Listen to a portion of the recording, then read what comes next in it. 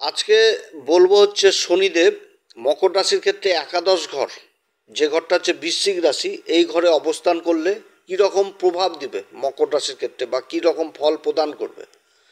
তো যাই হোক, অনুষ্ঠানটি শুরু করার আগে সমস্ত দর্শক বন্ধুকে নমস্কার জানাচ্ছি এবং তার সাথে বলবো যারা দেখছেন অবশ্যই সাবস্ক্রাইব করবেন, এই চ্যানেলের সঙ্গে থাকুন, জ্যোতিষীয় সম্পর্কিত অনেক তথ্য জানতে পারবেন।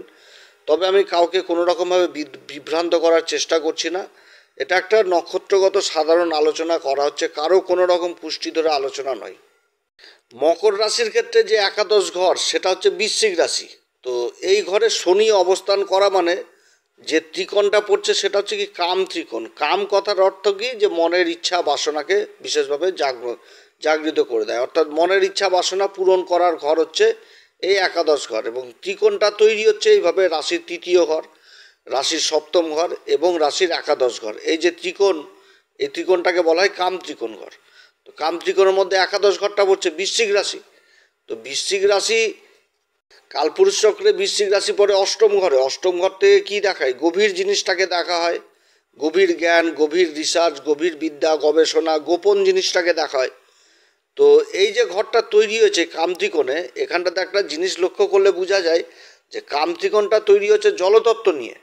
জলতত্ত্ব বলতে যেটা বুঝাচ্ছি, যে তৃতীয় ঘর যেটা যোগাযোগ, যেটা হচ্ছে লবণাক্তক জল, সাগরের জল, যে জল কিন্তু পান করার মতন না, সেই জলকে বোঝাচ্ছে। অথচ সেই জলে কিন্তু, যেটা মীন রাশি, যে জলে কিন্তু একটা গভীর প্রাণী জগৎ বাস করছে, একটা বিশাল প্রাণী জগৎ। তারপরে যেটা সপ্তম ঘর, সেটাই হচ্ছে কি কর্কট রাশি। এটা কি পরিশুদ্ধ জল, যে জলটাকে পান করা যায়, যাকে মায়ের সংজ্ঞা দেওয়া হয়েছে, কর্কট রাশি। আর যেটা হচ্ছে বৃশ্চিক রাশি, এটাও জলতত্ত্ব, কিন্তু এই জলটাকে বলা হচ্ছে কি বদ্ধ জল, আবদ্ধ জল, নোংরা জল। তো যে জলটা কিন্তু মানে বুঝাচ্ছে একটা প্রাকৃতিক সম্পদ, যেটা মাটির তলেই থাকে। মাটির তলেই কিন্তু যে নোংরা জলটা যেটা জমে কিন্তু প্রাকৃতিক সম্পদটা তো তৈরি হচ্ছে। পেট্রোলিয়াম পদার্থ, পেট্রোল, ডিজেল, আরও বিভিন্ন রকম পেট্রোলিয়াম আইটেম সব কিন্তু ওই খনিজ হিসাবে উঠে আসছে। তো সেই রকম জিনিসটাকে বোঝাচ্ছে কিন্তু এই বদ্ধ জল, ডোবার জল, যে জল পান করার যোগ্য না, এই জিনিসটা কিন্তু বোঝাচ্ছে বৃশ্চিক রাশি থেকে। তো শনি যদি এই বৃশ্চিক রাশিতে অবস্থান করে, তো মকর রাশির ক্ষেত্রে কী হবে, যে শনির দৃষ্টি কিন্তু রাশির উপর পড়ছে। এবার শনি তার নিজের রাশিকে দেখছে, কাম ত্রিকোণ, যেটা কামের মানে মনের ইচ্ছা পূরণ বাসনার ঘর থেকে নিজের রাশিকে দেখছে। তো তাহলে নিজের রাশিরও সেই মনের ইচ্ছাটাকে পূরণ করাবে। কিন্তু শনি তো হচ্ছে একটি রাশিতে দীর্ঘদিন ধরে থাকে, তাহলে এইখানটাতে ধৈর্য জিনিসটাও উঠে আসছে। কারণ শনি যে ফলটা দেয় তাতে দিতে দেরি হয়, কিন্তু যে ফলটা দিবে তার স্থায়িত্ব থাকবে যুগের পর যুগ। অর্থাৎ শনির অবস্থানে শনি যে তৃতীয় দৃষ্টি পড়ছে, কাজ হতে দেরি হবে এটা ঠিক, কিন্তু ফল পাবে একদম সেই রকম ফল পাবে।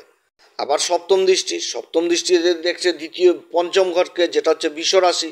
বিশ্বরাশিতে দৃষ্টি পঞ্চম ঘর, রাশির অধিপতি লাভের ঘর থেকে পঞ্চম ঘর থেকে দেখছে। তাহলে শিক্ষার দিক থেকে বিশেষ উন্নতির যোগ রয়েছে, শিক্ষাক্ষেত্রে বিশেষ উন্নতির যোগ রয়েছে, কর্মক্ষেত্রে বিশেষ উন্নতির যোগ রয়েছে। শনি থেকে আবার কর্তব্য জিনিসটাকেও বুঝায়, সেই জিনিসগুলো এখানটাতে দেখা হয়। অর্থাৎ শনি যে ঘরে বসবে, যে ঘরে দৃষ্টি দিবে, সেই দৃষ্টির উপর একটা বিশেষ প্রভাব থাকে। শনির দৃষ্টিতে বিচ্ছেদ জিনিসটা চলে আসে, কিন্তু এখন দৃষ্টিটা হয়ে গেছে অন্যরকম, যে মিত্র দৃষ্টি পড়ে গেছে।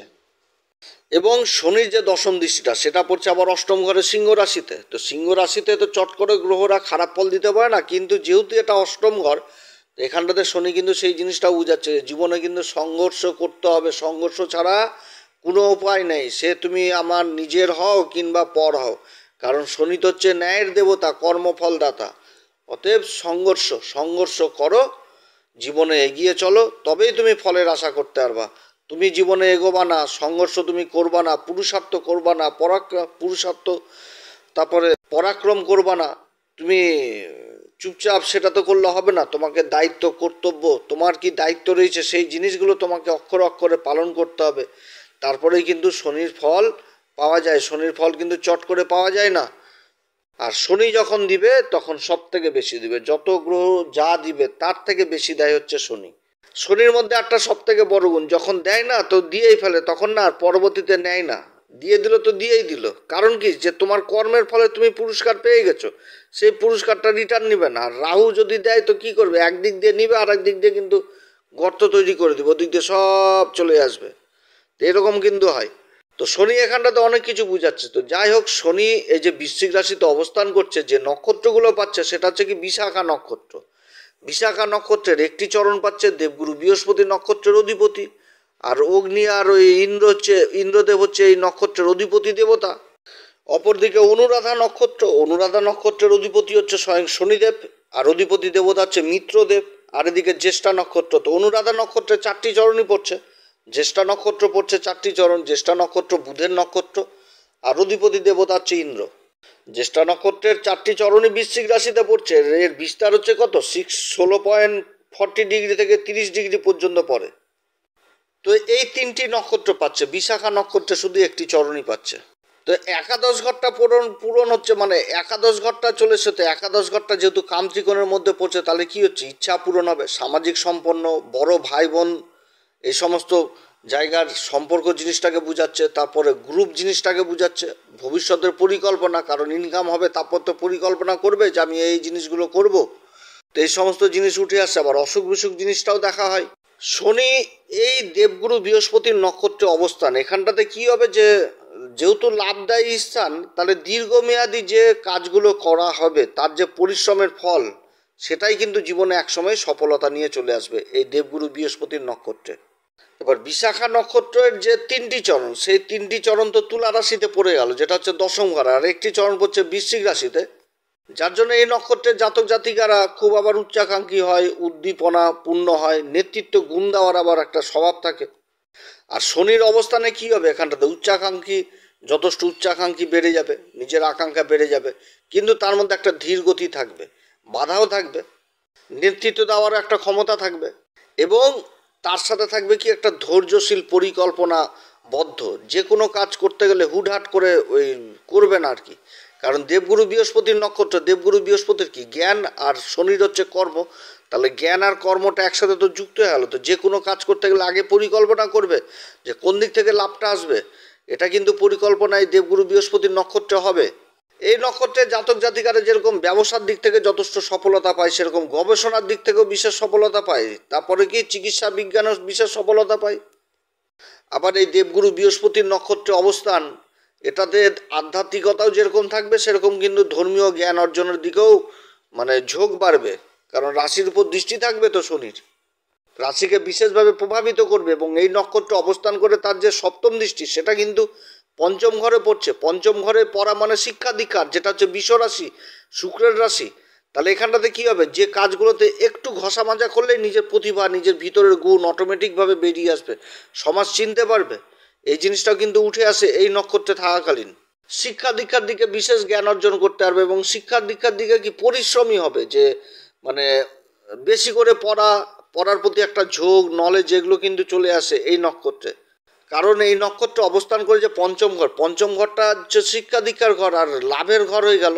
পঞ্চম ঘরের সপ্তম ঘর লাভের ঘর, অর্থাৎ জীবনে যে জ্ঞান, সেই জ্ঞান অর্জন করেই তো লাভ জিনিসটা করতে হবে। কারণ যে কোনো কর্ম করতে গেলে তো একটা নলেজের প্রয়োজন। সেই নলেজের যে প্রাথমিক নলেজ, সেটা তো এই পঞ্চম ঘর থেকেই আসবে। কারণ পঞ্চম ঘরে যে গ্রহই অবস্থান করুক, তার সপ্তম দৃষ্টি লাভের ঘরে পড়ছে। তাহলে শনির এই অবস্থান হওয়া মানে দেবগুরু বৃহস্পতির নক্ষত্রে জ্ঞান জিনিসটা কর্মক্ষেত্রে যথেষ্ট উঠে আসে, এবং নিজের রাস্তাটা সহজে বুঝতে পারে, যে কোথা থেকে কোন জায়গা থেকে লাভ উঠে আসবে সেটা বুঝতে পারে চট করে। এই নক্ষত্রে শনি ভালো রেজাল্ট দেয়, খুব গুণমান ব্যক্তি করে তুলে সমাজে, কৌশলী হয়, বিশ্লেষণ করার ক্ষমতা খুব গভীর থাকে, দৃষ্টিভঙ্গিটা অন্যরকম হয়, এবং জীবনে গভীর পরিকল্পনা করেই কিন্তু লাভ জিনিসটাকে এরা উঠিয়ে নিয়ে আসে, বেশি দীর্ঘকালীন কাজে বিশেষ সফলতা পায়। অনুরাধা নক্ষত্রে যখন শনি অবস্থান করবে, তখন আরও ভালো রেজাল্ট দিবে। তবে এখানটাতে কি ভিন্ন রকম হয়ে যাবে, নিজের নক্ষত্র অবস্থান করছে বলে কি ধামধুম করে, মানে আকাশ থেকে ঝড় বৃষ্টির মতন একদম পড়ে গেল, ওই শিলাবৃষ্টির মতন উপর থেকে ধন সম্পত্তি ঝরঝর করে পড়বে, সেটা না। এইখানটাতে যে কাজটা করবে, সেই কাজটাতে ইনকাম যথেষ্ট উন্নতি হবে, কিন্তু কি নিজের নক্ষত্র অবস্থান করছে, আরও কাজগুলো যথেষ্ট ভালো হবে, যে প্ল্যান মাফিক কাজটা যথেষ্ট হবে, একটা শৃঙ্খলার মধ্যে থেকে কাজ করবে, যথেষ্ট পরিশ্রমের মাধ্যমে ধাপে ধাপে কিন্তু অর্থ ইনকাম করবে। এটা কিন্তু যথেষ্ট ভালো অবস্থান শনির। এবং এই নক্ষত্রে থাকলে একটা মিত্রতা স্বভাব থাকবে, নিচের মানে আন্ডারে যদি কেউ কাজ করে তাদের সাথে সম্পর্ক ভালো থাকবে, কৌশলগত একটা ভালো কাজ করবে, বুদ্ধির দিক থেকে যথেষ্ট ভালো হবে, সহনশীলতা যথেষ্ট বৃদ্ধি পাবে, যেরকম ধৈর্য জিনিসটা উঠে আসবে সেরকম সুচিন্তা, একটা ভালো কাজ করার প্রবণতা থাকবে।